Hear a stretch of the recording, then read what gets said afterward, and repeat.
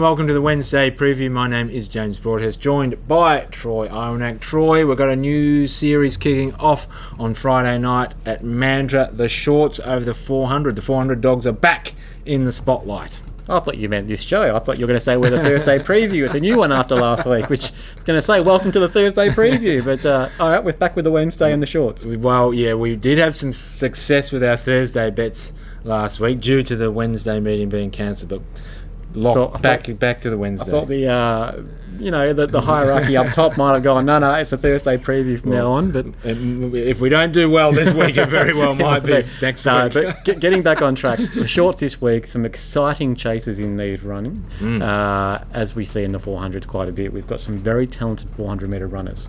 We certainly do. A couple of heats to get through, so let's get stuck into it right now, Troy, with this opening heat here. And of course, just like gravity sucking everything in, including everyone's attention, is this dog out of box 2 here, Surf the Sun. But Troy, if the past month has taught us anything, this dog not completely invulnerable over the 400-metre journey. Only one win from his past 3. Of course, prior to that was winning just about everything. Still the dog to beat, though, make no mistake about that, out of box 2 here, Surf the Sun.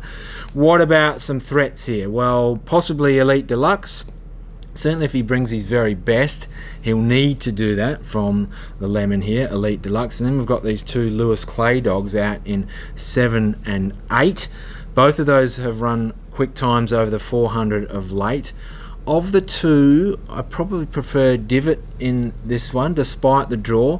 With his early speed, he can put himself into any race, and good chance to potentially cross the field here in this one. So those are my threats to Surf the Sun here. Have I missed any, Troy? One. Okay, who have I missed? Pronto Rocco. Yep. Hit and miss. Yep. A bit enigmatic, needs to come out running, but when it does come out running, it's a super strong greyhound. Yep. Normally runs on, so when it comes out under the lids and gets the lead, it's very, very tough to get over, and it can run quick time. Now, it has to do everything right in this sort of race because this is pretty tough, but that's the only other question mark I have in this race.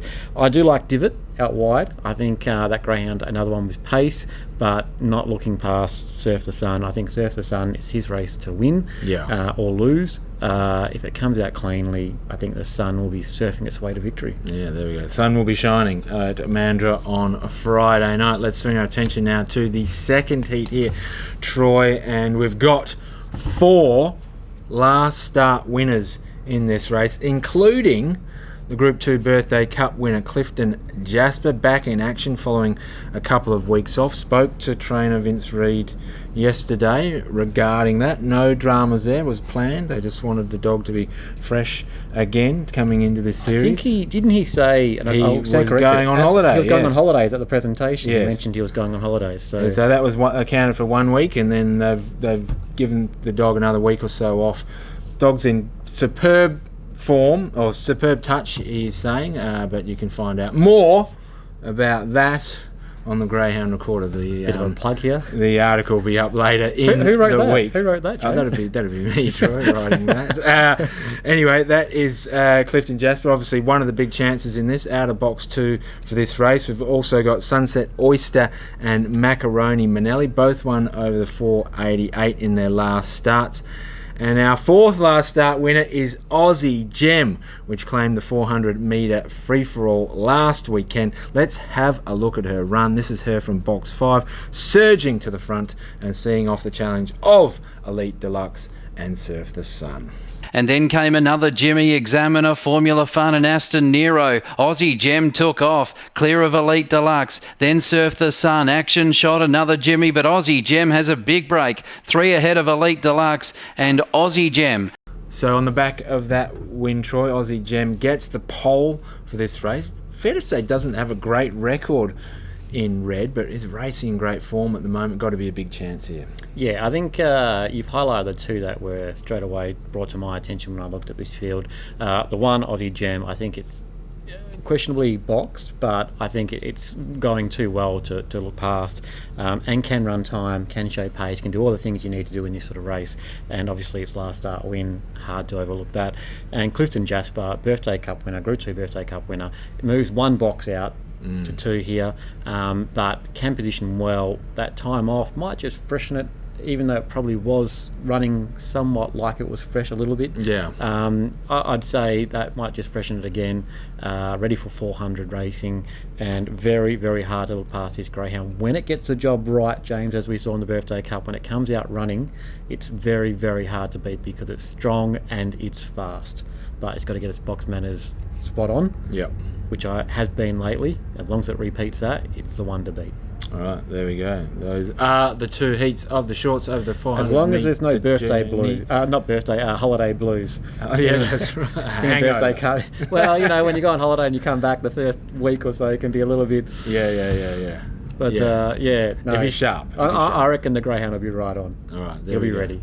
Those are the heats of the shorts over the 400 metre journey at Mandurah this Friday night. Troy also chasing at Cannington this weekend. That's the Saturday night, of course. Let's have a look at one of the nice races we've got on the card here. This is the free-to-all over the 520 metre journey. Race 7 on the card, and Iconic Jet was back last week. Rumours of his demise have been greatly exaggerated, fair to say. Were there rumours of his demise?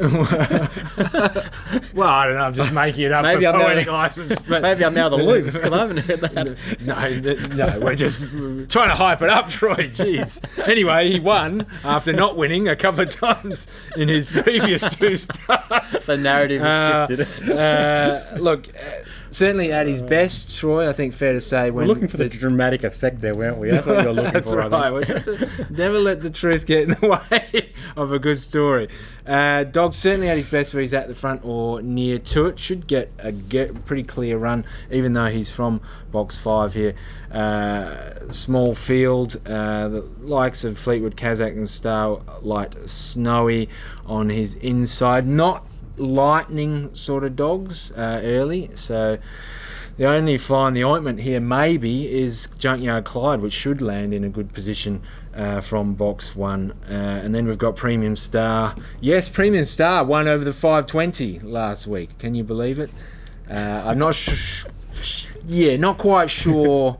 It's a talented dog and does bob up, but We had not- big hypes on this. Yeah, big hypes on this early dog early on, days, and and just never really got to hasn't. that. He's one of the ones that bobs up.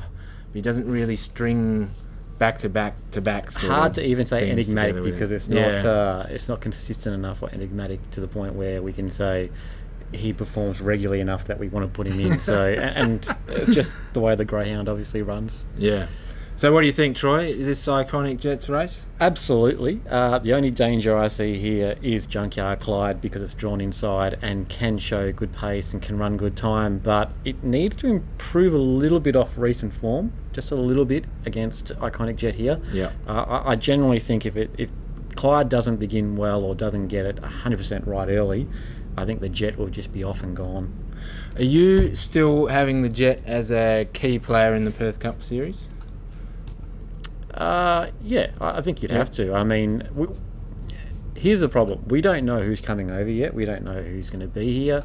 I haven't heard much yet. Still a little bit out Yeah. to know. And so of the locals, you'd have to say the Jet would have to be one of the main contenders. Yeah. Absolutely. On box manners, because he does get out generally pretty quick, overall time and ability to match it with the top class. So definitely tick. But it's going to be hard. I mean, if we don't get too many visitors come over, it could be very much a locals race. I think we will. I think you'll get visitors. We generally do. I know there was a period there for years ago now where we weren't getting many because of the way the calendar probably was, and Yeah. there were so many options. And nowadays we're seeing a lot more come again. Yeah. It's starting to build up again. So I think we'll get plenty. Again, I haven't heard anything, but I reckon we'll get plenty, or at least some. Yeah. At the very at the very least. Sorry, but yeah, Jet. Look, he has to start performing now and get himself back into that really top form. Yep. These races are what he can do Good it in. opportunity to do They're it. great opportunities. They're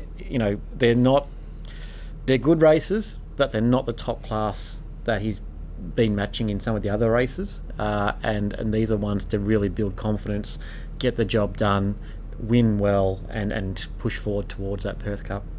All right, there we go. Iconic Jet going around race 7 Saturday night, the 520 metre free tour. Another dog that may play a role in the Perth Cup Series, either in the Perth Cup or Galaxy, is West on Sydney, Troy. We're seeing that dog come back after about 3 months off, going around in race 3. Comes up against some talented opposition, Tic Tac, Manelli and Iconic Jets, two Iconic Guests, two up-and-coming types. Yep. So certainly no gimme for West on Sydney. We will watch with interest to see how that dog goes in the progression over the next few weeks. Yeah, West I mean, on a Sydney. greyhound we've spoken about at length on this show and excited about. And good to see come back. Yeah, and probably for mine, the ideal that the greyhound could step up to staying distance at some Right. point, that was always a bit push for me. But to see it back, that's good. Yeah. To see what it does is going to be interesting, and we'll definitely be watching and checking it out because we know how talented the greyhound is. He was a little bit enigmatic with his box manners, and that was letting him down. But what can he do this time in? Be interesting. Dog to keep an eye on for sure. Saturday nights, Troy, have been the place to be here at Cannington. Got to say, there's been plenty happening during the month of January. We've got one more Saturday in January with this promotion here where there's been action on and off the track. And of course, off the track, we're talking DJs, we're talking face painting, spray tattoos. tattooists, for the It's kids. all happening. Plenty happening. One Saturday left in January, and that is this Saturday night. So make sure you get down and get involved, because after this Saturday, all that stuff no go. The racing still continues, but the DJ and all that stuff won't be. For any viewers that might be in WA that haven't been down to the track, Yeah, and this is why the haven't you night. been down here? But if you haven't, plenty of grass area for the kids to run, good weather, great place to be, plenty of opportunity to have a drink, have a feed, let the kid run amok, get some face painting done, Yes. and watch some exciting action on the track. So why not come down, enjoy it, and make the most of this opportunity. There you go. We're also chasing at headquarters tonight, Troy. First of 12 races kicks off at 6:45 p.m. Free entry, as it is each and every night here at Greyhounds WA. Yes, that includes the Saturday nights as well. But for tonight, Troy, we are in agreement with one of our best bets, or one of your best bets. So Should we Usually- cue the Jaws music yeah, here? cue the or- Jaws music. Amity Island going around race 3, number 4. Usually a good thing actually when we. Well, we've always thought it was a bad thing, but every time combine, we've done it, it actually works out generally okay. works out okay. So hopefully that's the same tonight. Race 3, number 4, Amity Island for us. Connections might not like us after watching this, But we apologise in advance.